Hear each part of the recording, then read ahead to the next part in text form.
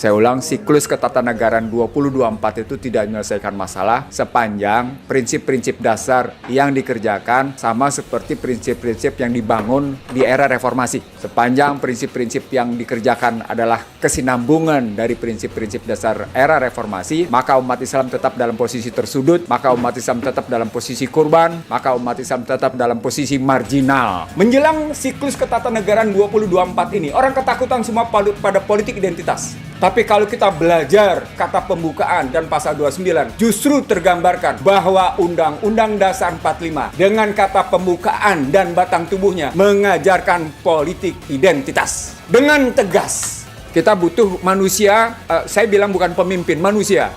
Begitu banyak yang namanya tokoh tampil di permukaan, tapi bisa mudah dibeli dengan uang. Bisa mudah dibeli dengan jabatan yang sesungguhnya jabatan itu demikian terbatas pada waktu dan akhirnya malah, maaf kalau harus saya bilang, menghinakan dirinya.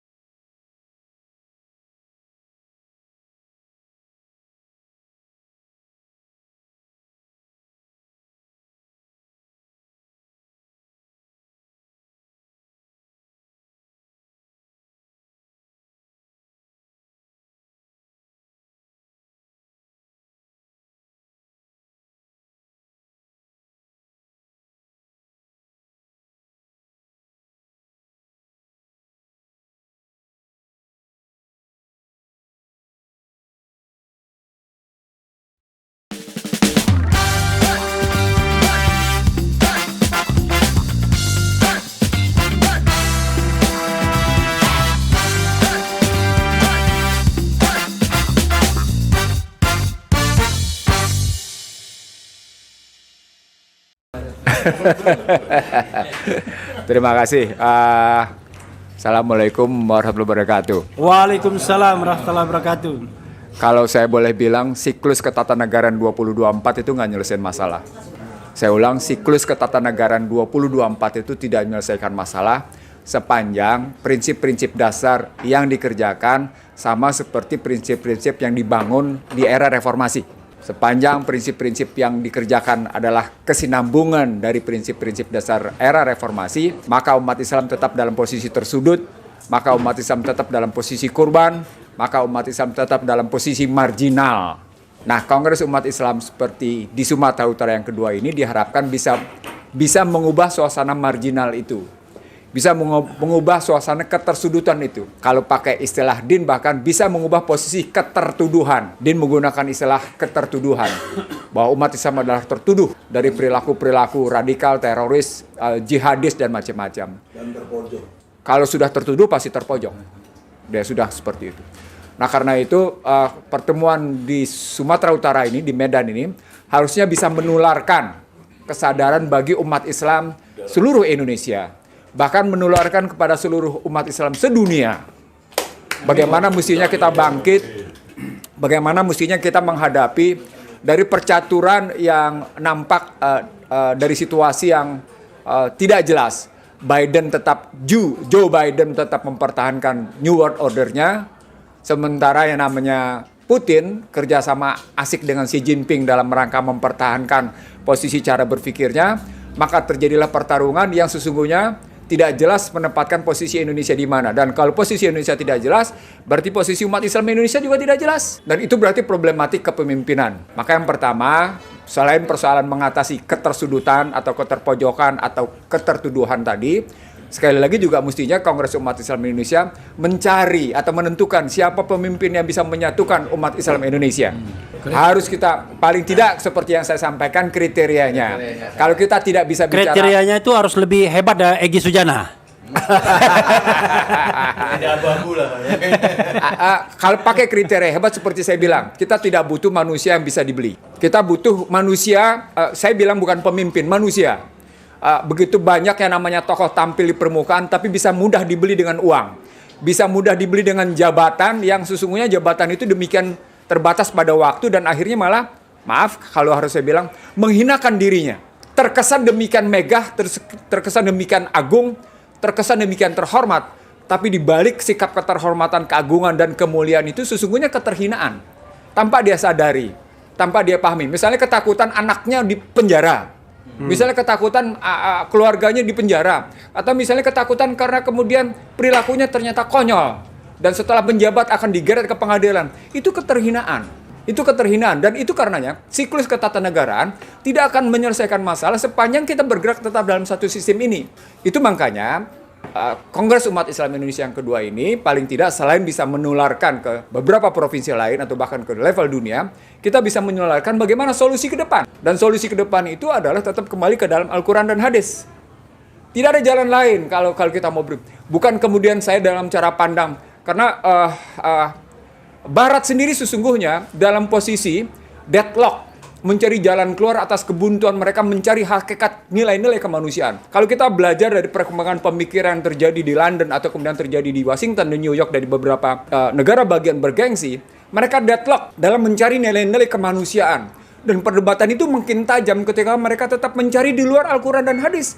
Sebaliknya ketika kita lihat pertumbuhan jumlah masjid yang mencapai 440 lebih di Uni Eropa, pertumbuhan masjid begitu banyak di Toronto dan di Kanada, atau pertumbuhan masjid yang terjadi di New York dan di Washington, serta di New Zealand serta di Australia, maka menunjukkan bahwa sesungguhnya Islam adalah jalan keluar.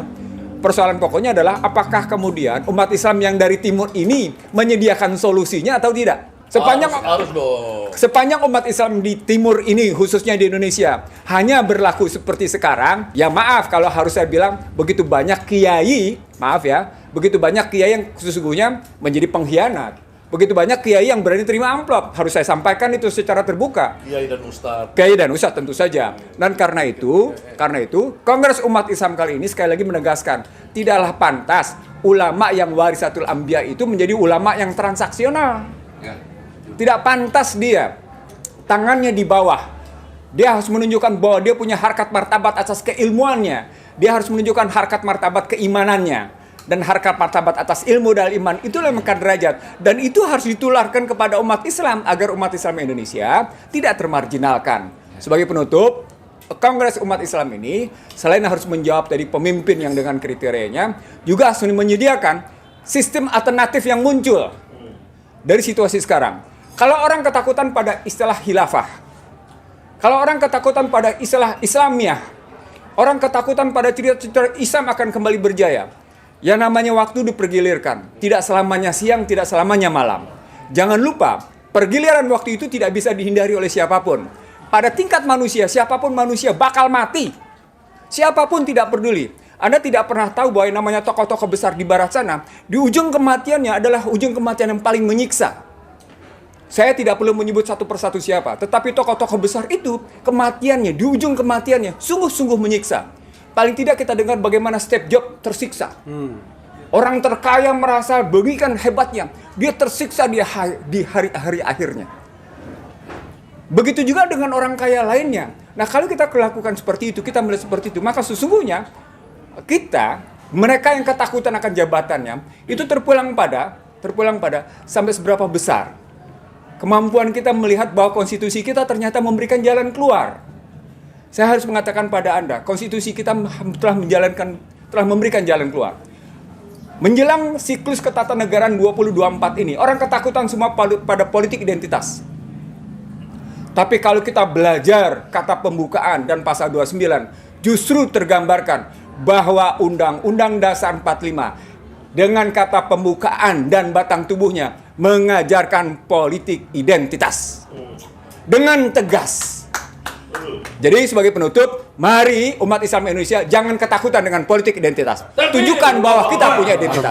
Terima kasih. Assalamualaikum warahmatullahi wabarakatuh. Waalaikumsalam.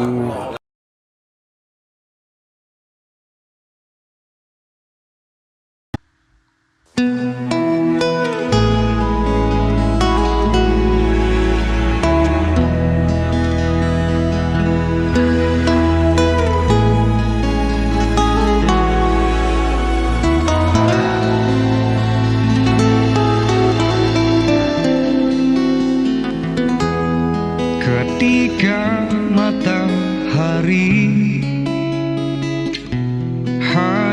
di atas kepala, panas melelehkan.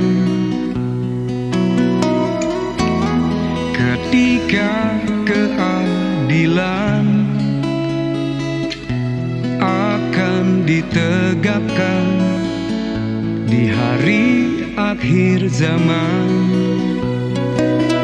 padang yang luas tak ada naungan, tapi Engkau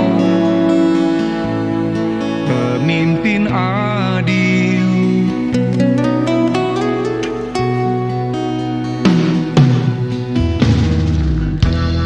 Setiap manusia adalah khalifah di muka bumi ini. Engkau khalifah, dari khalifah kau dinaungi, kau dirahmati. Tapi Engkau khalifah, dari khalifah kau dinaungi, kau diselamatkan. Oh, dari hari pembalasan Engkau bisa bawa mata air kebaikan bagi manusia.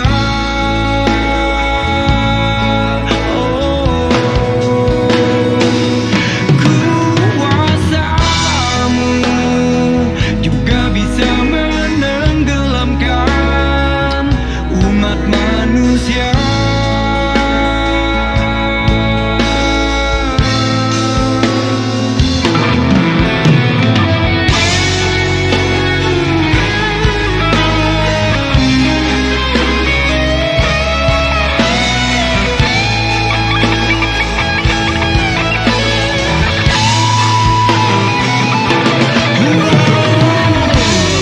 Tak ada bahteramu, tak ada penyelamat, maka adillah kau pemimpin.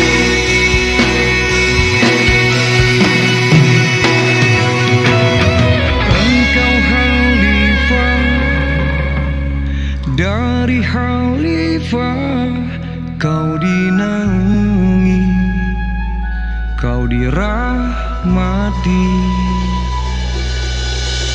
Tapi Engkau khalifah, dari khalifah kau dinaungi, kau diselamatkan.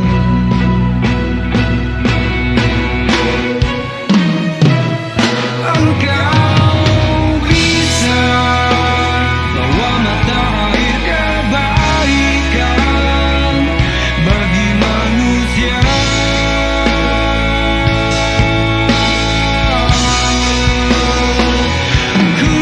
Kuasamu juga bisa menenggelamkan umat manusia.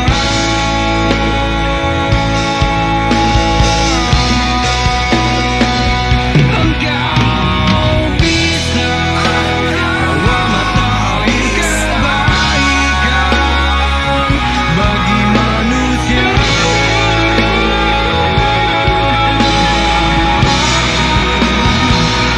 Kuasamu juga bisa menenggelamkan umat manusia.